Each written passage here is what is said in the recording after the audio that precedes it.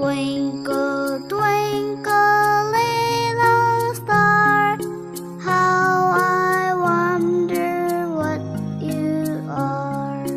Up above the world so high, like a diamond in the sky. Hello students, where are you lost? Did this rhyme take you back to the KGs?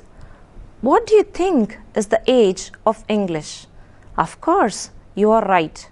It has a very recent history of about 500 years.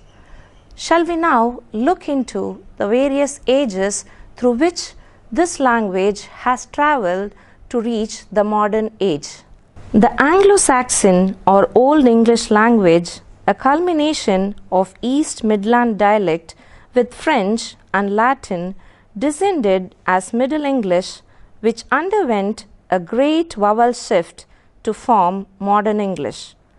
And Henry IV was the first king to address the Parliament in English during 1399 AD. The age of Chaucer from 1340 to 1400, named after the poet Geoffrey Chaucer, who is lauded as the father of English poetry, wrote the Canterbury Tales. In his work, he presents the people who lived in his period realistically. His contemporaries were William Langland and John Gower. In the years 1400 to 1557, Chaucer was descended by the Scottish and the English Chaucerians who were much influenced by him. The Renaissance age that was initiated in England with the introduction of the printing press by William Caxton in 1476 was followed by the Reformation and extended from 1485 to 1660.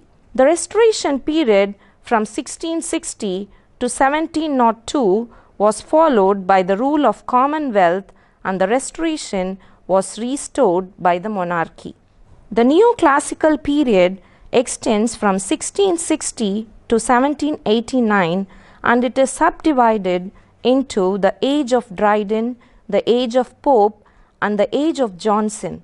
The classical age of England was revived during this period, and it also introduced novels with the abrupt publications of journals and magazines. The Romantic period that followed the Neoclassical from 1789 to 1832 viewed the rapid change from an agricultural to industrial society and is also called the Age of Revolution. This more impersonal and mechanical society gave importance to individual sensibility and consciousness. The Victorian age that lasted from 1830 to 1901 was filled with social unrest. The exploitation of the lower classes has adjoined it as a matter in many novels. In the Age of Hardy from 1887 to 1928, literature of purpose was changed to aesthetics, and it echoed the art for art's sake theory reinforced by Walter Pater. The modern period, the first part of the 20th century that extended from 1918 to 1939, was a fragmented society.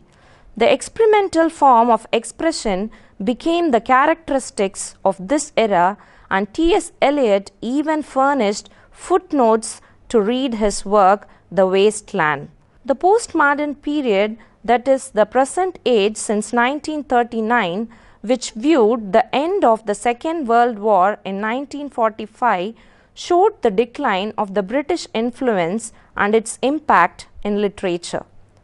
The sense of absurdity, existential futility, transformation of the truth of experience has occupied the literary field.